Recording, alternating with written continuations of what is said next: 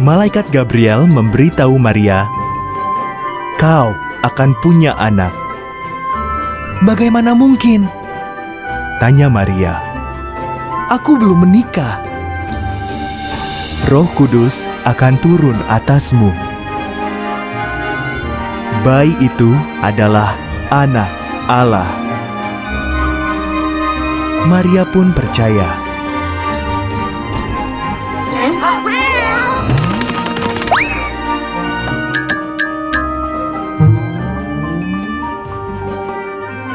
Hah?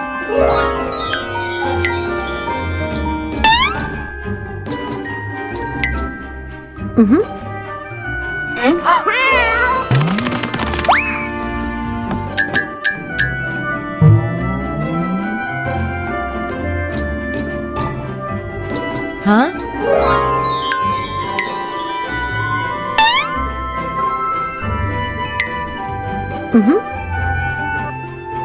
Maria telah bertunangan dengan Yusuf, tetapi Yusuf tidak percaya cerita Maria. Maka malaikat mengunjungi Yusuf juga. Maria tidak berdusta.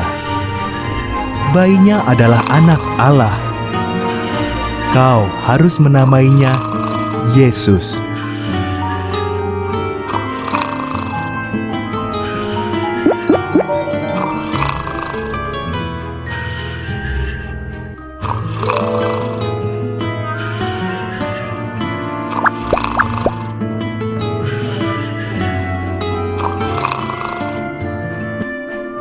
Bulan berganti bulan. Mereka berdua pergi ke Bethlehem, kampung halaman Yusuf, untuk disensus oleh pemerintah.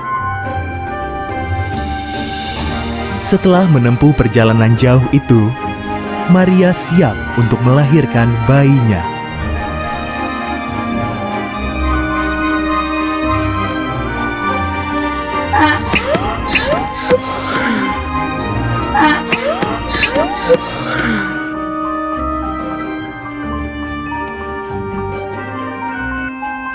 Tetapi semua penginapan di Bethlehem penuh. Maka anak Allah lahir di kandang ternak, dibungkus kain, dan dibaringkan di atas tumpukan jerami. Mereka menamainya Yesus.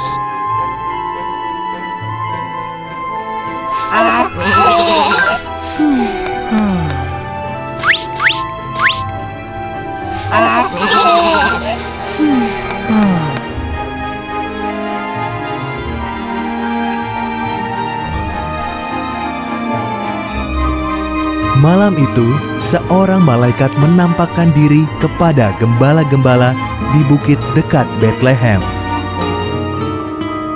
"Kabar baik," kata malaikat. "Juru selamatmu telah lahir. Ia ada di Bethlehem, terbaring di palungan."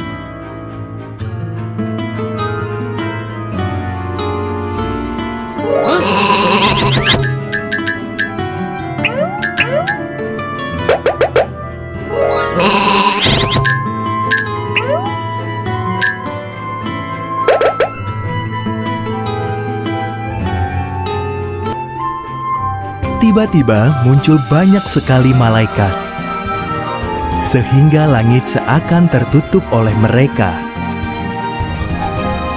Mereka menyanyi, "Terpujilah Tuhan di surga, dan damai sejahtera bagi mereka yang berkenan kepadanya."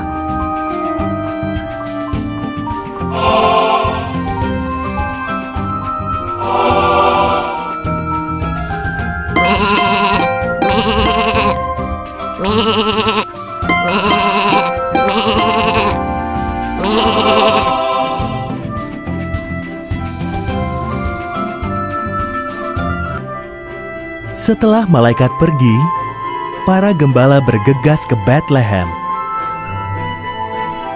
Mereka bertemu bayi itu, sang juru selamat, terbaring di atas tumpukan jerami. Tepat seperti yang dikatakan malaikat yang pertama tadi.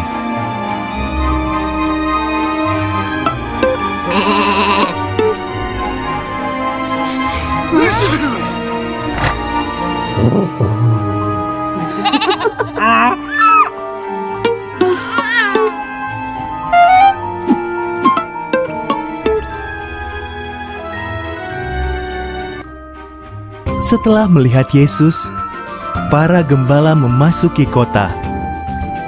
Mereka sangat gembira.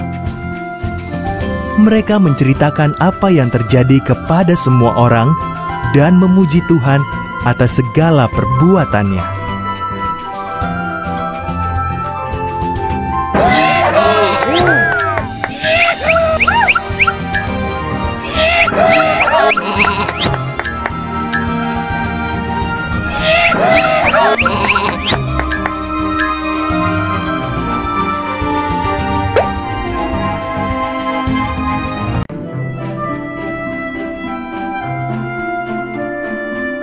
Sebelum Tuhan mengirim juru selamatnya yang istimewa, kata Nabi Maleaki, akan datang seorang utusan yang menyiapkan jalan baginya.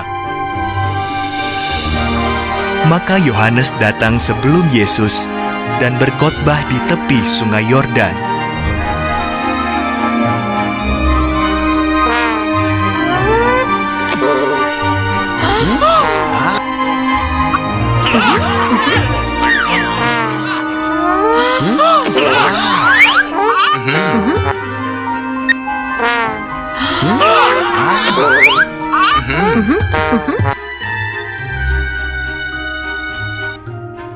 Persiapkan jalan bagi Tuhan, seru Yohanes. Tuhan akan mengirim seseorang yang amat istimewa bagi umatnya. Perbaiki cara hidup kalian. Bertobatlah dari segala kejahatan. Bersiaplah untuk dibaptis.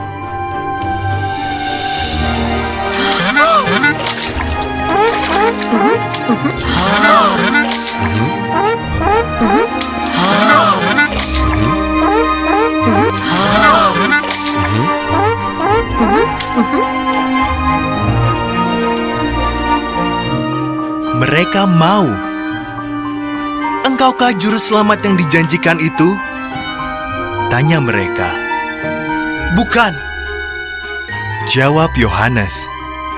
Membawa sandalnya pun aku tak layak. Ia akan melakukan hal-hal ajaib. Lihat saja nanti.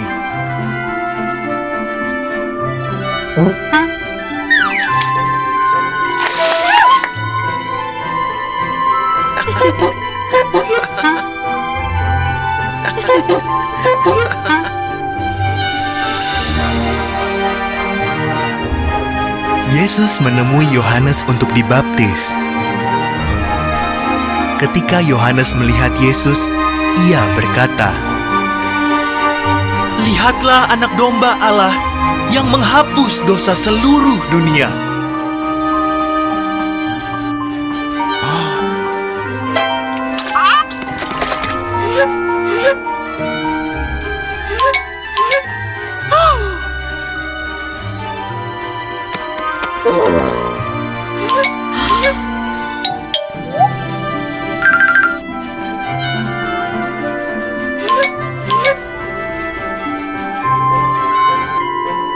"Aku ingin kau membaptisku," kata Yesus.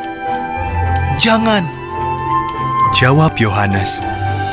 "Akulah yang harus engkau baptis." "Percayalah padaku," kata Yesus. "Inilah perbuatan yang benar."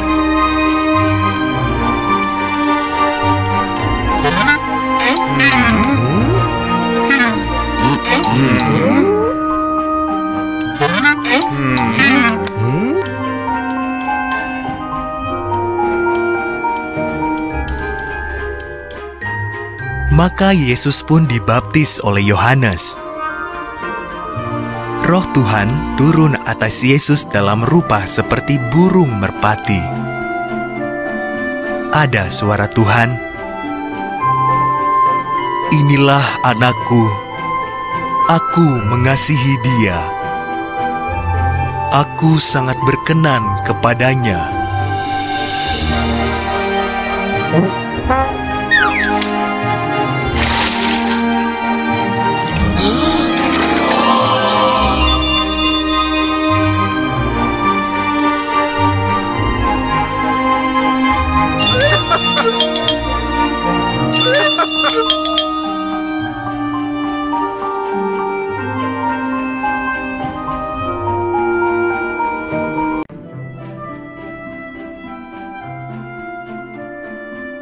Roh Kudus memimpin Yesus ke padang gurun. Selama 40 hari 40 malam, Yesus tidak makan apa-apa. Tentu saja, Yesus sangat lapar.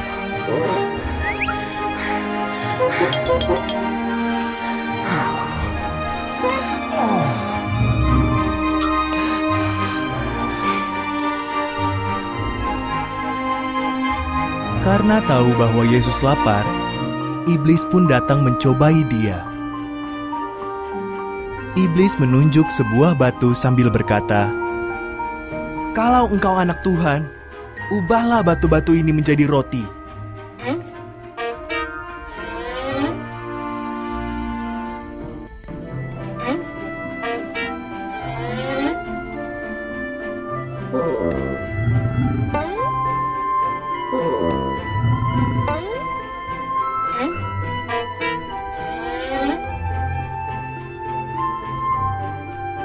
Yesus menjawab iblis dengan memakai firman Tuhan yang ada di Alkitab.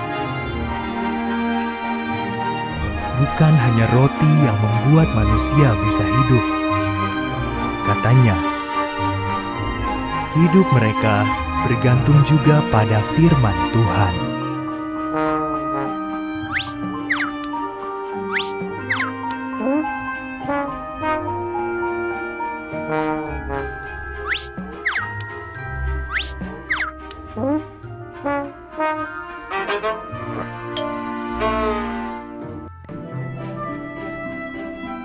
Selanjutnya, iblis membawa Yesus naik ke bubungan bait suci. "Kalau engkau anak Allah, loncatlah dari sini. Bukankah Alkitab berkata bahwa malaikat-malaikat Tuhan pasti menyelamatkanmu?"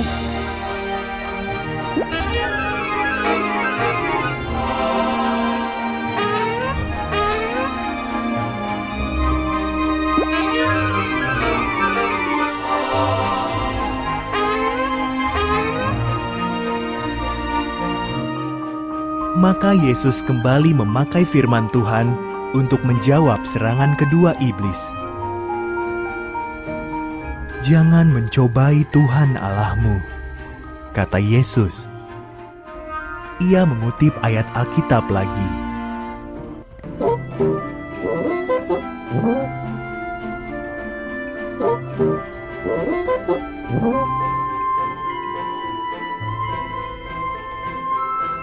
Akhirnya, iblis membawa Yesus naik ke gunung. Ditunjukkannya semua kerajaan dan kekayaan yang ada di dunia. "Semua ini bisa menjadi milikmu," kata iblis, "asalkan engkau sujud dan menyembahku."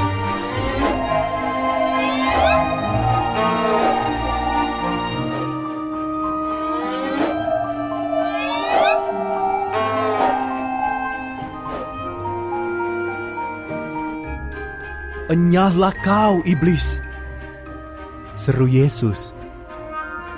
Sekali lagi Yesus mengutip firman Tuhan. "Ada tertulis, sembahlah Tuhan Allahmu dan layani Dia saja."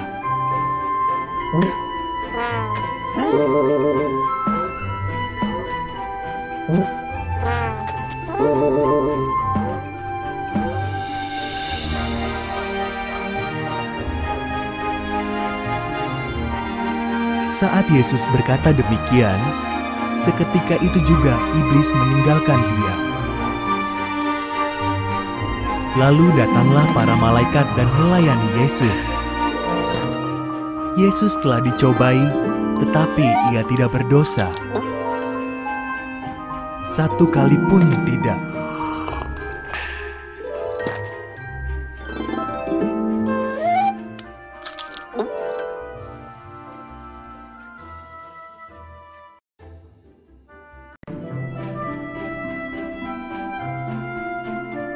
Yesus berkeliling sambil mengajarkan kerajaan surga, dan banyak orang mengikutinya.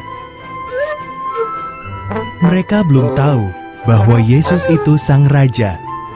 Namun Ia mengajar mereka bagaimana hidup sebagai umat kerajaannya.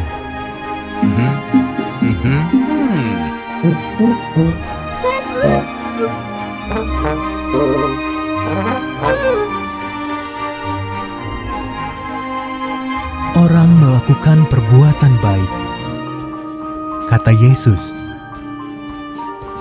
sebab dalam hati mereka ada kebaikan. Orang berbuat jahat ketika kejahatan ada di hati mereka. Tuhan ingin membuat hati kalian seperti hatinya.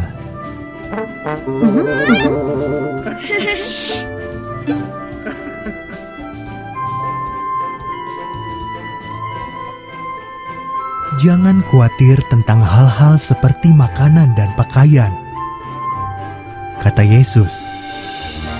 Utamakan Tuhan dalam hidupmu. Taati Dia. Percayalah padanya. Dia pasti mencukupkan semua kebutuhan kalian.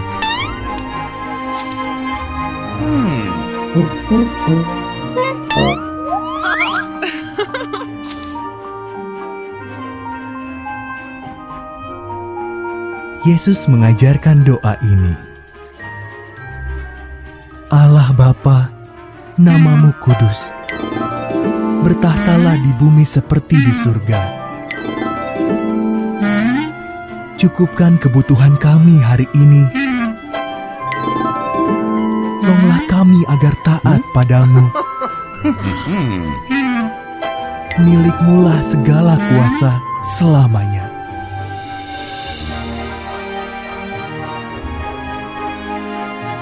Lalu Yesus bercerita, ada orang yang mendirikan rumahnya di atas batu karang. Datanglah badai yang dahsyat. Karena dibangun di atas batu karang, rumah itu tidak roboh.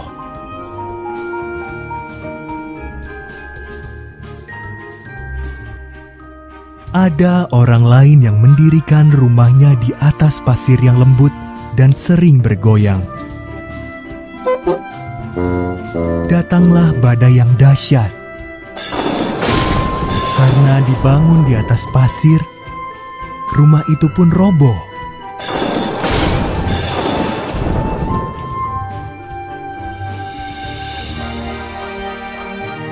Hal-hal yang kuajarkan padamu ini bagaikan batu karang itu, kata Yesus.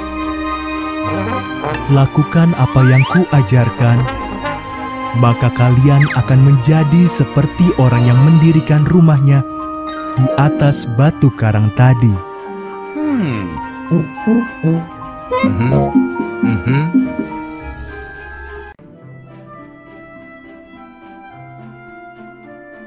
Penuh. Rumah itu sangat penuh. Yesus ada di rumah itu, mengajar dan menyembuhkan. Maka semua orang ingin melihat Dia.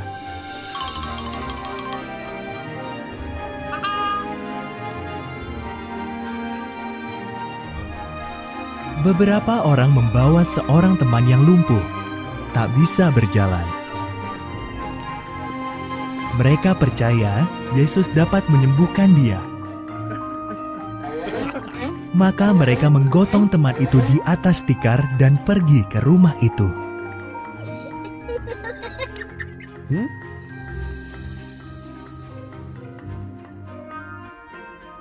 Karena rumah itu penuh sesak, mereka tak bisa masuk. Mereka pun menggotong teman mereka yang lumpuh itu ke atap, lalu mulai membongkar atap rumah itu.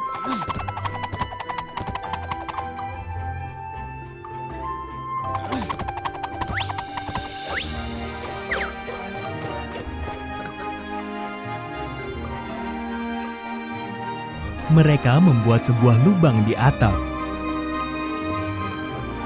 Semua yang ada di rumah itu melihat ke atas dengan heran. Mereka menurunkan orang lumpuh itu tepat di tengah-tengah kerumunan orang banyak.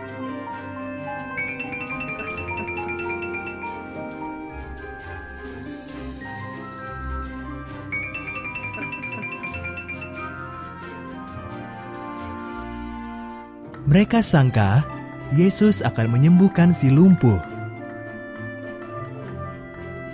Ternyata Yesus berkata padanya, "Dosa-dosamu sudah diampuni." Para pemimpin agama amat gusar. "Hanya Tuhan yang bisa mengampuni dosa," gerutu mereka.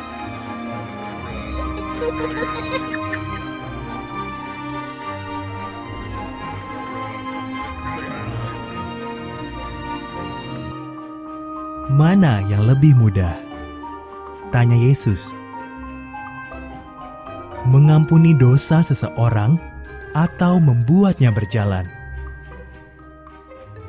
Agar kalian tahu bahwa aku punya kuasa Tuhan untuk mengampuni dosa, aku akan menyembuhkan kakinya."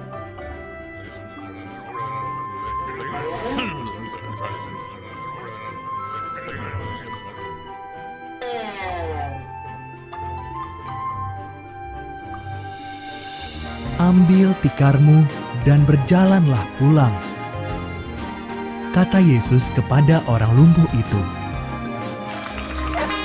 Dan orang itu berjalan. Teman-temannya bersukaria, begitu juga semua orang. Kini rumah itu penuh dengan puji-pujian.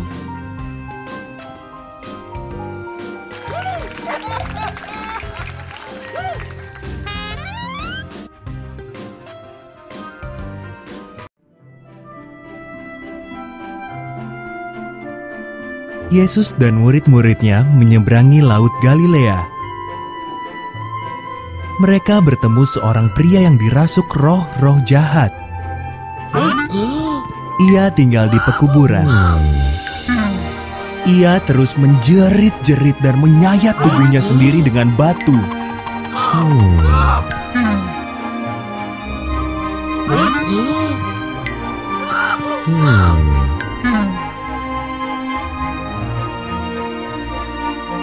Yesus memerintahkan roh-roh itu pergi. "Jangan sakiti kami, Yesus!" Roh-roh itu berseru. "Namaku banyak," kata orang itu. "Ada banyak roh jahat di dalamku."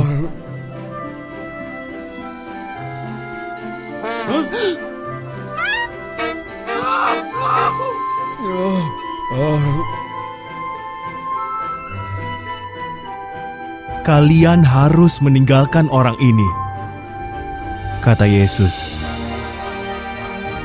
"Kalian tak punya pilihan." Roh-roh jahat itu ketakutan. Di dekat situ ada sejumlah besar babi. "Kalau begitu, pindahkan kami ke dalam babi-babi itu."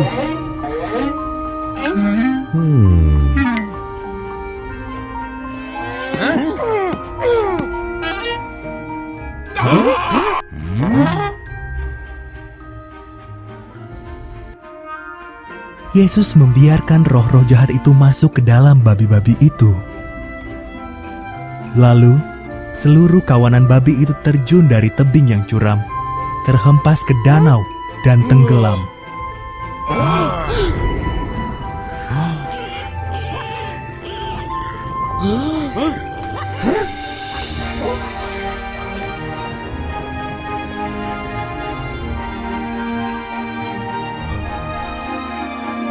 Para penjaga babi menceritakan kepada semua orang apa yang terjadi.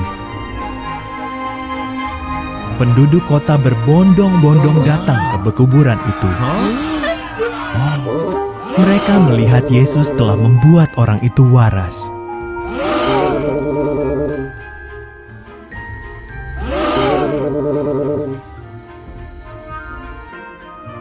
Karena takut, orang-orang di situ meminta Yesus pergi.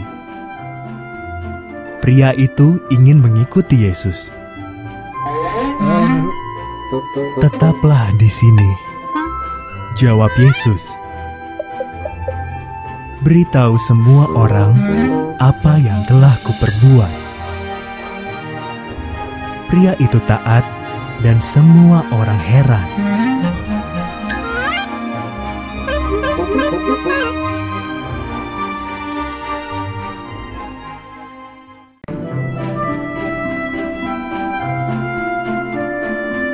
Yairus, kepala rumah ibadat, tersungkur di kaki Yesus. "Anak perempuanku hampir mati," serunya. "Kalau engkau menumpangkan tanganmu padanya, aku yakin ia akan hidup."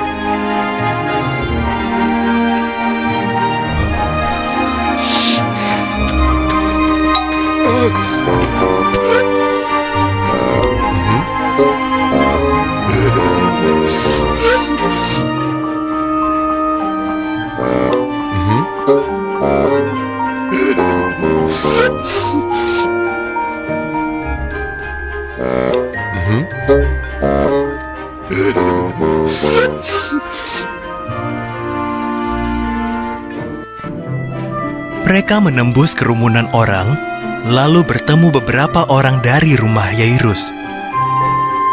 "Anakmu sudah meninggal," kata mereka. Yesus berkata, "Jangan takut. Percayalah, maka anakmu akan sembuh."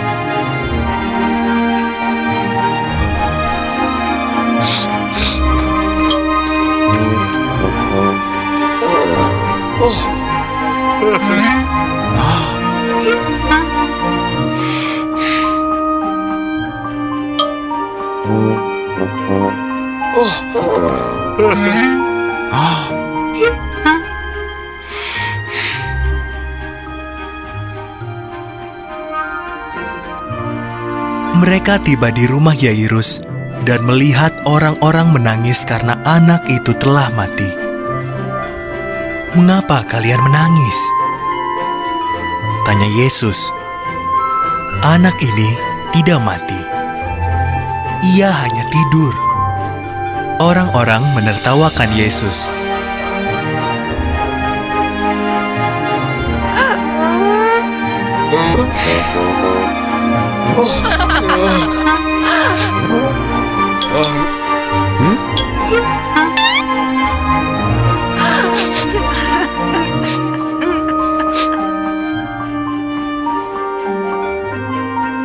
Yesus beserta 3 orang muridnya, Petrus, Yakobus, dan Yohanes, masuk ke rumah bersama Yairus dan istrinya.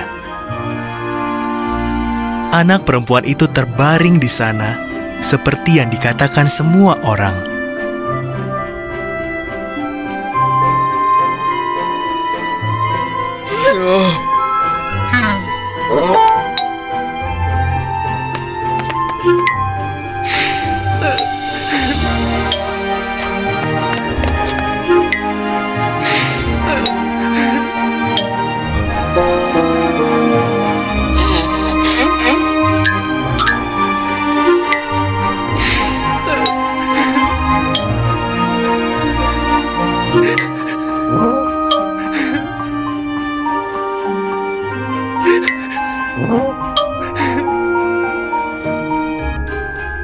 Yesus memegang tangan anak itu.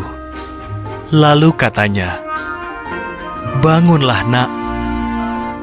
Anak itu pun bangun. Ia bahkan berjalan-jalan di kamar.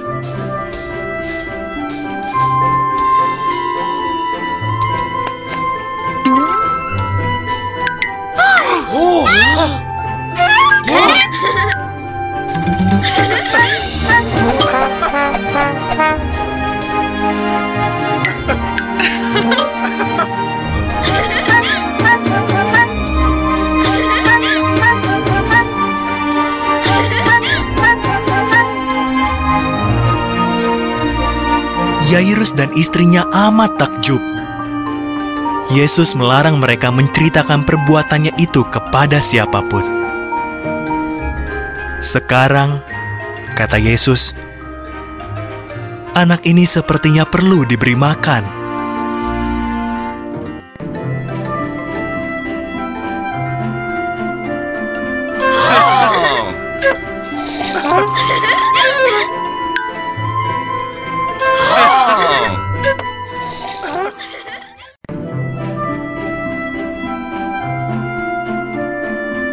Yesus baru selesai mengajar. Semua orang lapar. Suruhlah mereka pergi mencari makan, kata murid-murid Yesus. Namun Yesus ingin menunjukkan kepada orang-orang itu bahwa mereka bisa mempercayai Tuhan.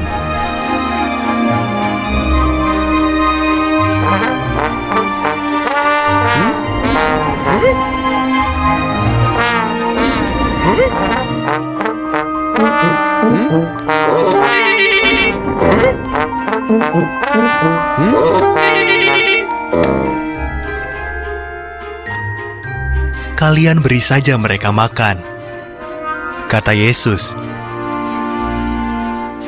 Wah, perlu gaji setahun untuk membelikan roti bagi mereka semua, seru murid-murid Yesus. Berapa banyak makanan yang kalian miliki? Tanya Yesus.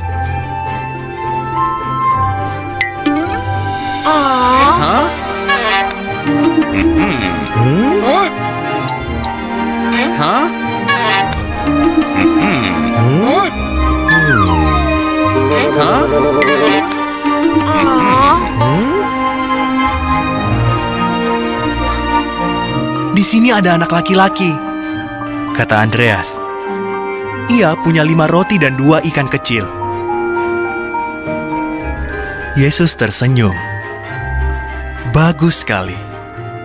Suruhlah orang-orang itu duduk di rumput.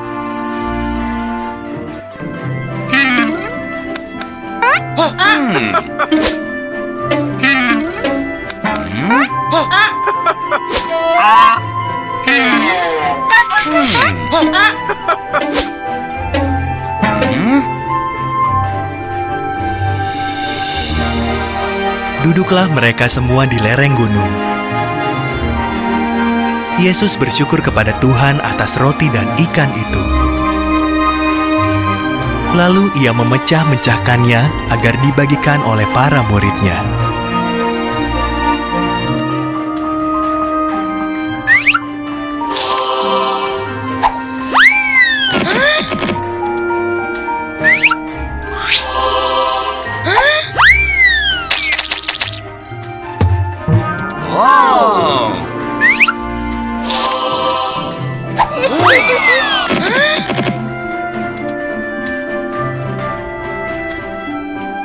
Murid-murid Yesus membagikan roti dan ikan itu kepada semua orang. Ada 5.000 orang laki-laki, juga banyak wanita dan anak-anak. Setiap orang makan sebanyak yang mereka mau.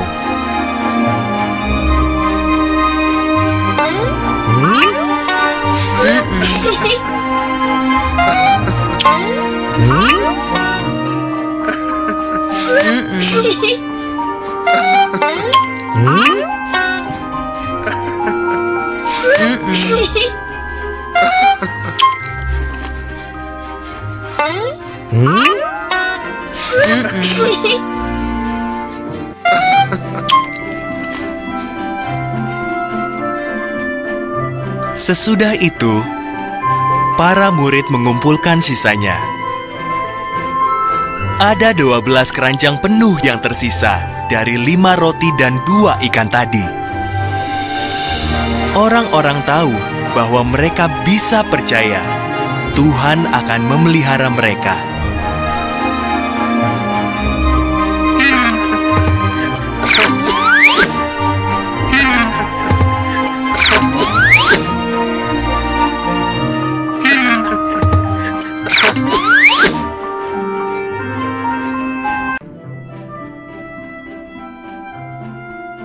Para pemimpin agama heran. Mengapa Yesus mau menghabiskan waktunya bersama orang-orang jahat? Maka Yesus menceritakan sebuah kisah tentang kasih Tuhan. Begini ceritanya.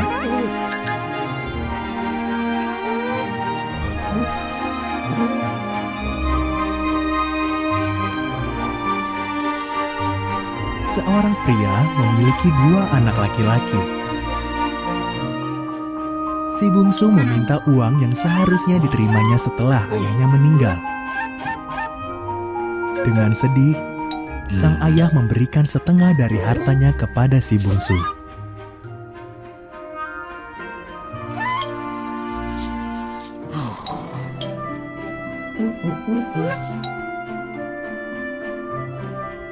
Si bungsu pindah ke negeri yang jauh.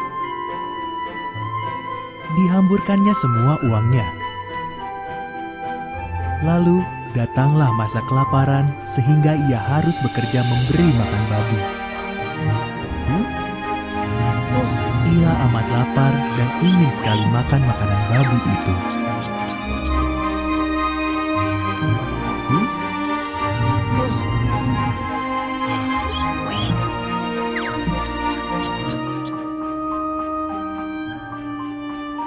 Hamba-hamba ayahku jauh lebih enak hidupnya daripada hidupku ini, pikirnya. Aku akan pulang saja dan mengaku dosa kepada ayah dan Tuhan. Mungkin ayah mau menerimaku menjadi hambanya.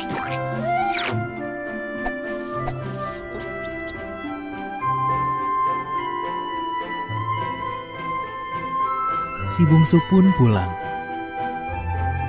Ketika ia masih jauh, ayahnya berlari menjemputnya lalu memeluknya. Aku tidak layak menjadi anak ayah, katanya kepada ayahnya.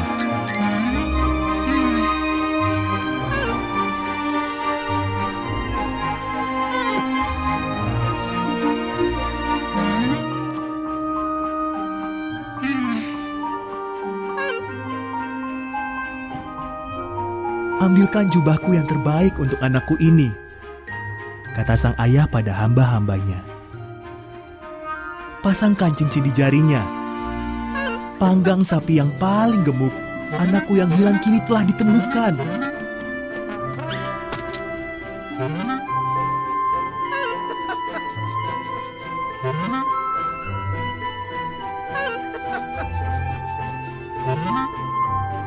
Si sulung marah ketika mendengar ada pesta. Ini tidak adil. Ia mengomel. Aku tekun bekerja, tapi tak pernah mendapat apa-apa. Ia menghamburkan uang ayah, tapi malah mendapat pesta.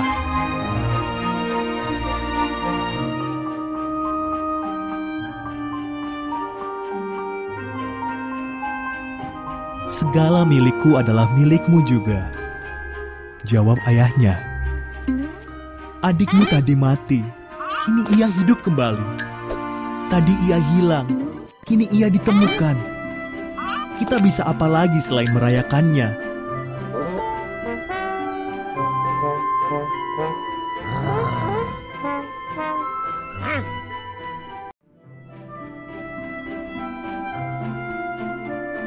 Masa Paskah tiba. Yerusalem dipenuhi banyak orang. Ketika Yesus tiba di Bukit Zaitun yang menghadap ke arah Yerusalem, ia menyuruh 2 orang muridnya mencari seekor keledai.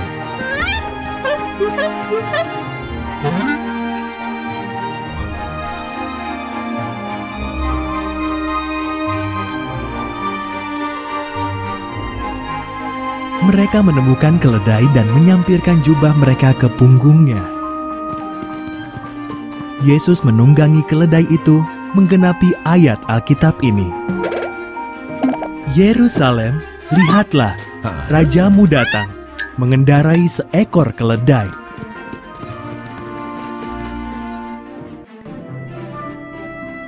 Yesus menunggangi keledai itu ke Yerusalem. Banyak orang ingat mukjizat-mukjizatnya, lalu bergabung dengan dia.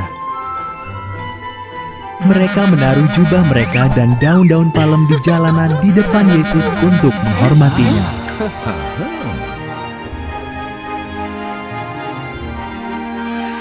Mereka berharap Yesuslah juru selamat yang dijanjikan Tuhan.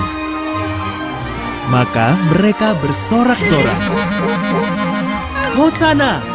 Diberkatilah dia yang datang dalam nama Tuhan. Diberkatilah Raja Israel.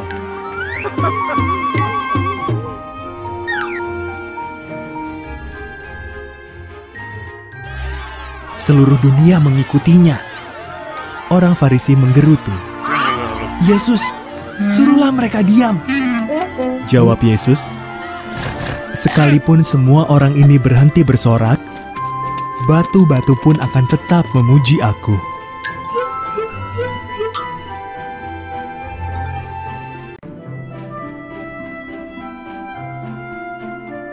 Yesus menyembuhkan yang sakit dan memberi makan yang lapar.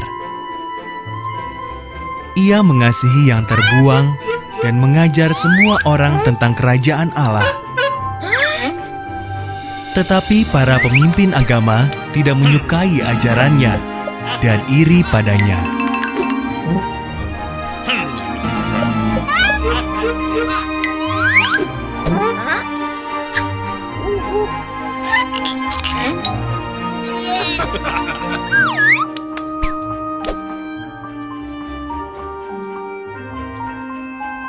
Mereka begitu membenci Yesus sehingga memutuskan untuk membunuhnya. Mereka memberi 30 keping perak kepada Yudas, salah satu murid Yesus, agar ia menyerahkan Yesus kepada mereka.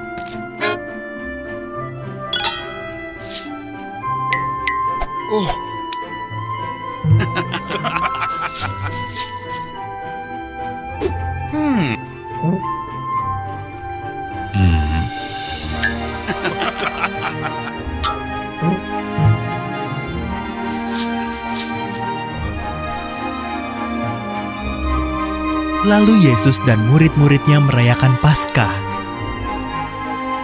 Sementara mereka makan, Yesus berkata dengan sedih, "Salah satu dari kalian akan mengkhianati Aku." Dengan terkejut, semua menjawab, "Bukan aku, Tuhan."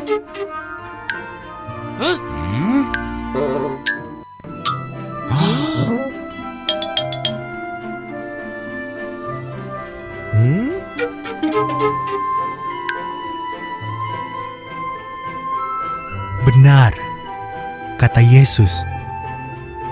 "Salah satu dari kalian di sini akan mengkhianati Aku." Yudas berkata, "Bukan aku ya Tuhan." "Engkau tahu, kau orangnya," jawab Yesus. "Pergilah, lakukan segera." Yudas pun pergi.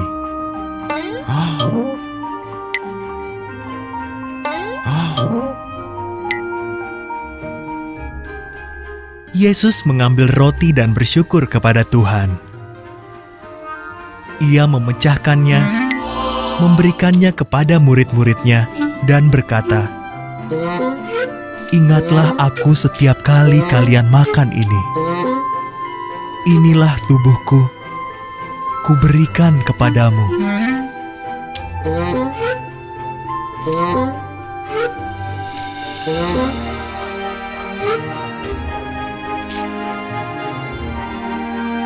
Lalu Yesus mengambil cawan dan bersyukur pada Tuhan.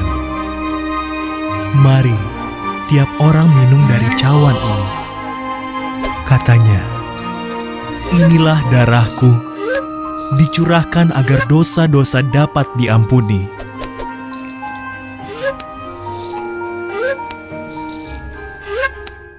Setelah makan bersama, Yesus memberitahu murid-muridnya, "Malam ini, kalian semua akan meninggalkan Aku." Petrus menjawab dengan berani, "Aku tidak. Aku tak akan pernah meninggalkanmu, Yesus."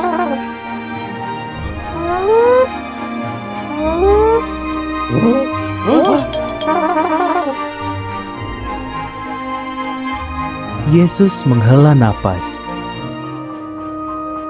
"Sebelum ayam berkokok menyambut fajar, engkau akan berkata 3 kali bahwa engkau tidak kenal Aku." "Lebih baik aku mati daripada berbuat itu," jawab Petrus.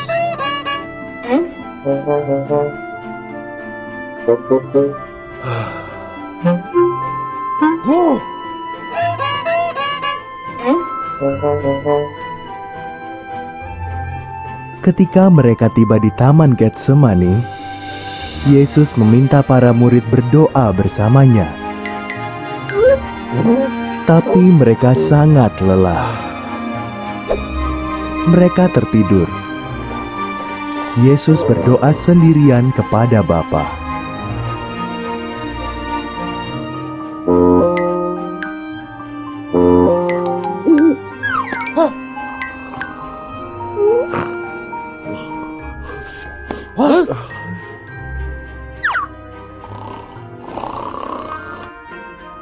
Yesus tahu para musuhnya ingin dia mati.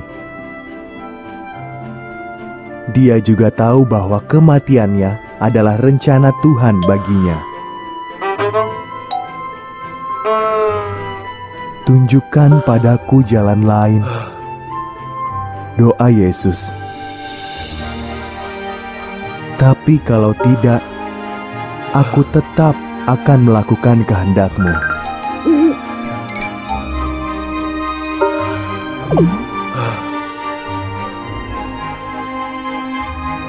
Tiba-tiba cahaya bersinar. Terdengar teriakan dan semua bangun. Sekelompok orang marah yang diutus para pemimpin agama datang. Yudas mencium Yesus untuk memberi tanda siapa yang harus ditangkap.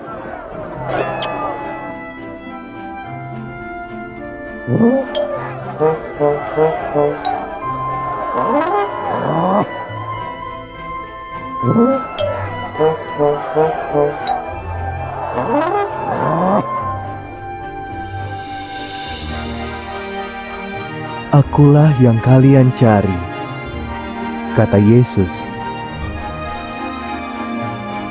Saat ia berkata demikian, orang-orang mundur dan tersungkur.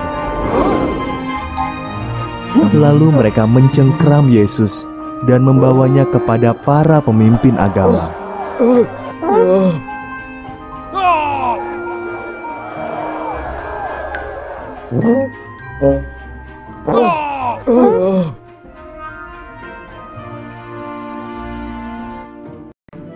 Sebagian besar murid Yesus lari, tapi Petrus membuntuti.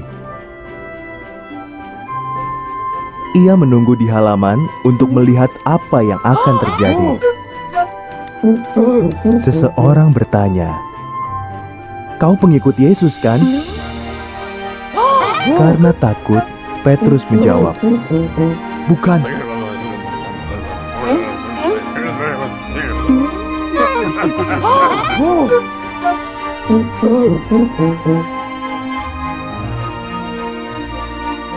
Dua orang lain menanyakan hal yang sama.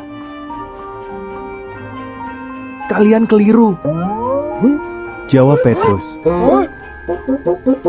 "Aku bahkan tidak kenal Yesus." Petrus menyangkal Yesus 3 kali. Saat mendengar ayam berkokok, Petrus menangis sedih sekali.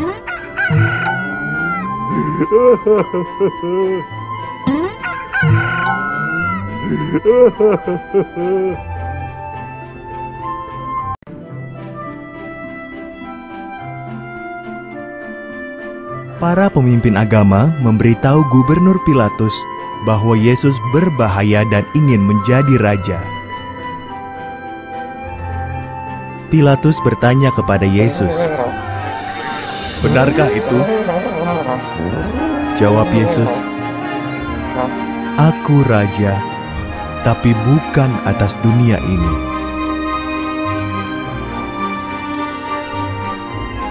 "Yesus tak bersalah," kata Pilatus. "Tak ada alasan untuk membunuhnya. Aku akan membebaskannya." Namun orang banyak berteriak, "Bunuh dia!"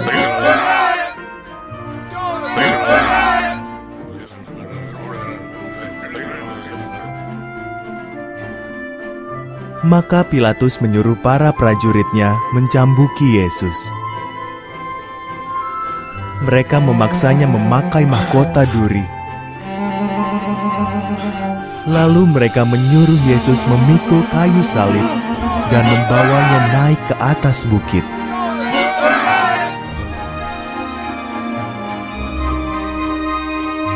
Di atas bukit itu, prajurit-prajurit Romawi memaku tangan dan kaki Yesus disalib. Lalu mereka menegakkan salib itu. Yesus tergantung di sana di antara dua orang penjahat.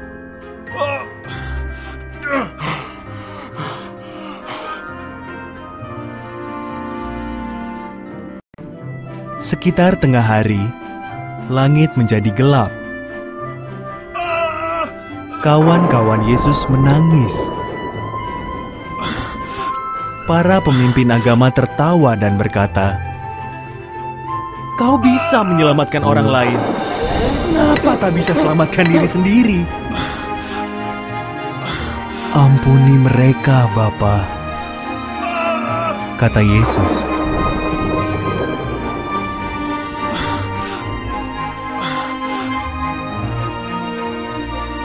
Sesaat sebelum wafat, Yesus memejamkan matanya dan berkata, "Sudah selesai."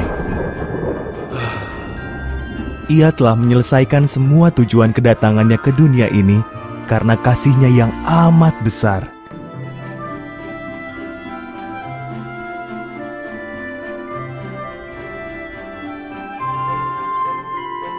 Salah satu pengikut Yesus yang bernama Yusuf memakamkan jenazahnya di makam yang masih baru. Ia menggulingkan batu besar untuk menutup makam itu. Berakhirlah hari Jumat yang panjang dan menyedihkan itu.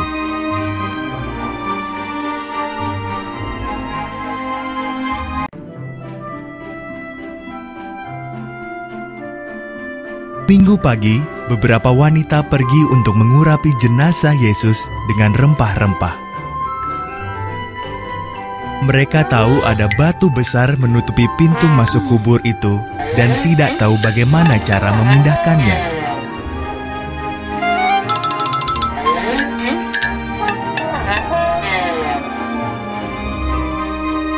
Ketika mereka tiba, tampaklah batu itu sudah terguling. Tubuh Yesus sudah tidak ada, dan ada malaikat di kubur itu. "Yesus hidup," kata para malaikat itu. "Pergilah, beritahu murid-muridnya."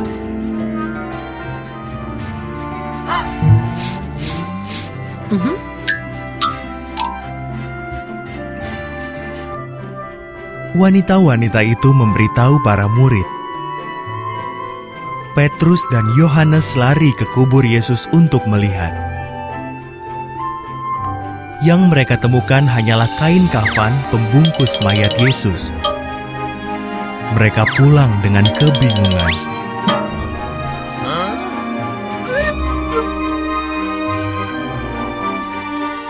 Suatu hari, para murid berkumpul di sebuah ruangan. Mereka sedang membicarakan apa yang terjadi ketika Yesus menampakkan dirinya kepada mereka. Mereka sangat ketakutan. Mereka menyangka Dia hantu.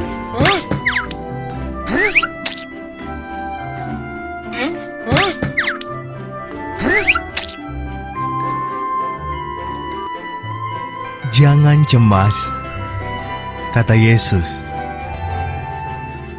"Lihatlah tangan dan kakiku. Ini aku. Sentuh saja. Ayo, sentuhlah. Kalian tidak bisa menyentuh hantu. Dan hantu juga tidak makan. Sedangkan aku lapar sekali."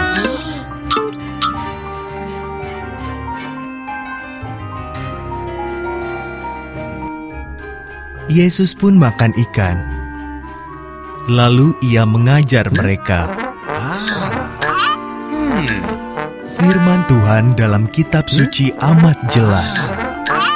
Katanya, Mesias harus menderita dan mati, lalu dibangkitkan dari kematian.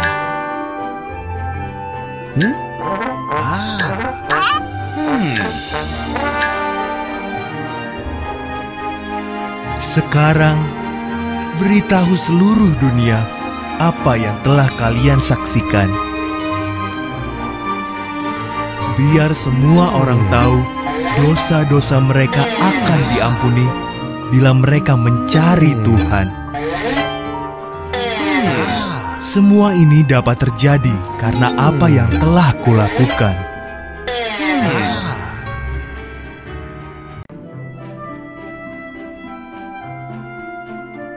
Tibalah saatnya bagi Yesus untuk kembali ke surga. Ia mengajak murid-muridnya naik ke puncak gunung di dekat Yerusalem. Inilah yang aku ingin kalian lakukan, katanya.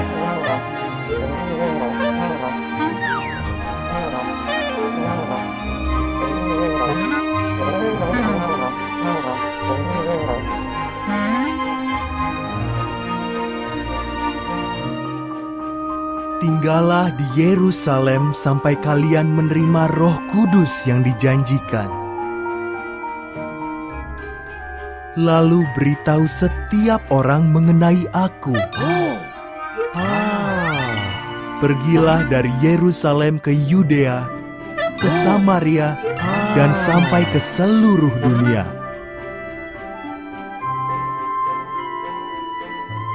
Jadikanlah semua bangsa muridku. Baptislah mereka dalam nama Bapa, Putra, dan Roh Kudus. Ajarlah mereka melakukan segala hal yang sudah kalian pelajari dariku. Aku akan selalu menyertai kalian.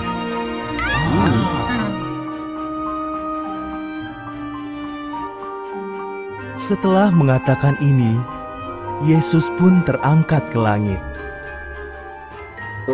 Ia naik dan terus naik sampai tidak tampak lagi di antara awan-awan. Murid-muridnya menyaksikan ini. Mereka berdiri di sana memandangi langit. Muncullah dua orang berpakaian putih. Yesus telah kembali ke surga, kata mereka.